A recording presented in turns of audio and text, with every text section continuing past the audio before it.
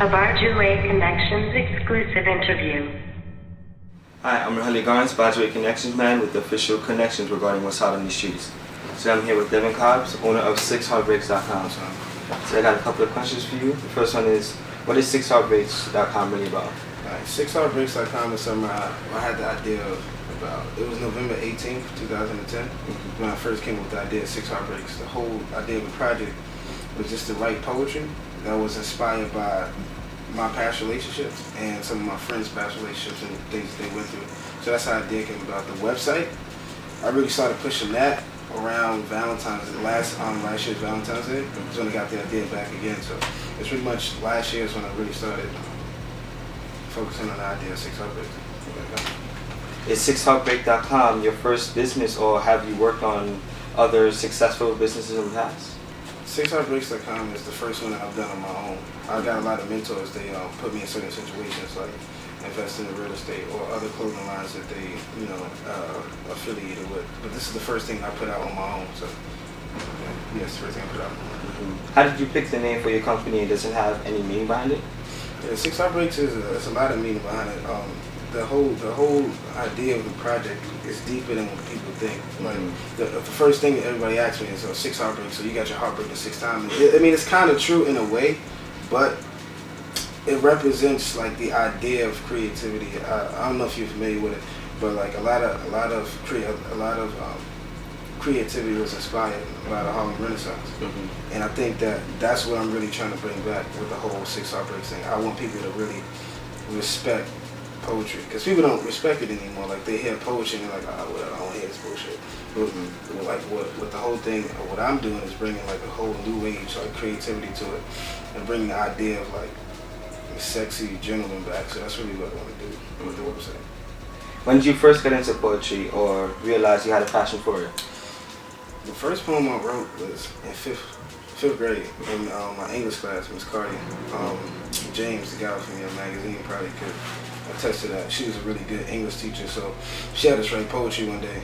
We had to go home one day and write something, and I was feeling this girl in my 5th grade class, and I don't even remember. I think I remember like the beginning of the lines was like, you like the water that floats my raft. Without you, girl, I'll be daft. And daft was just like, I'll be stupid. So like, I was always writing about love, and like I realized I had a passion for it at like 13, 8th grade is when I really started like writing all the time.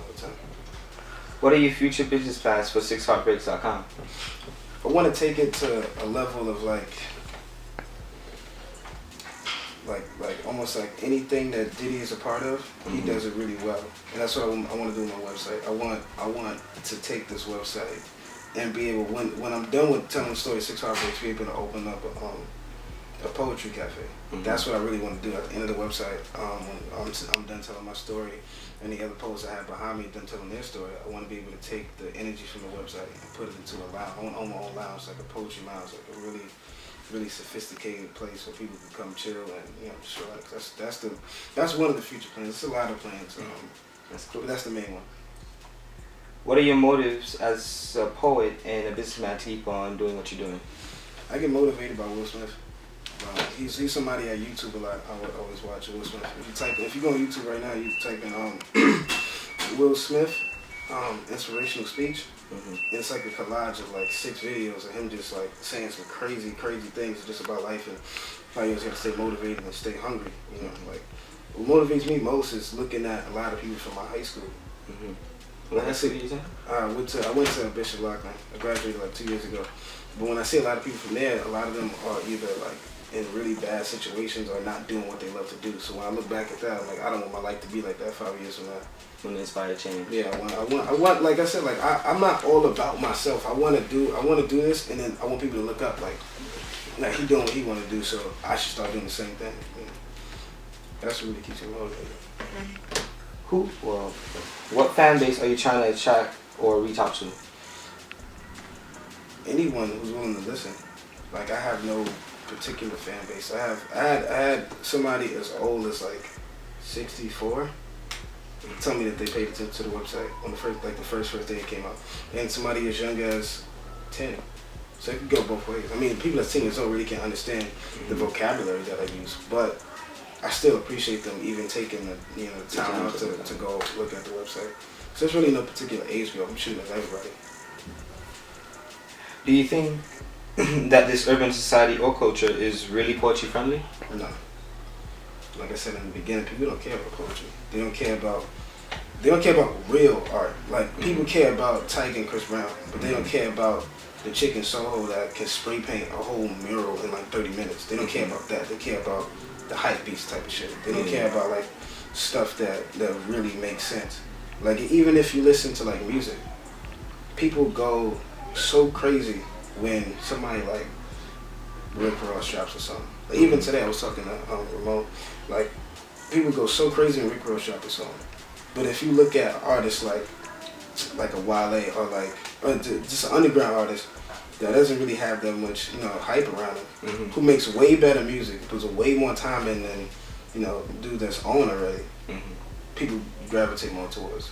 So you want people to focus more on the meaning behind the music? Yeah, that's what I want. I want people to care about, like the creativity. I don't care who's singing the song. I'll listen to it. Anybody can tell you that. Because I write for Parlay magazine, so I interview some of the highest person I ever interviewed was Lloyd Banks. Up until people who are not even signed yet. So I'm all like I listen to everything. I pay attention to everything. So I want people to pay attention to like being creative and really focusing on more like art and not really just all the other nonsense that's out. What are you really trying to change about the way people in the urban societies perceive poetry? I want people to be like inspired, like I said, and back to the last question, like be inspired to pay attention to things that are more creative than what their mind probably blocks out. Like for me personally, whenever I'm on the internet, I'm not looking for the video that has 1 million views. I'm looking for the one that has 100.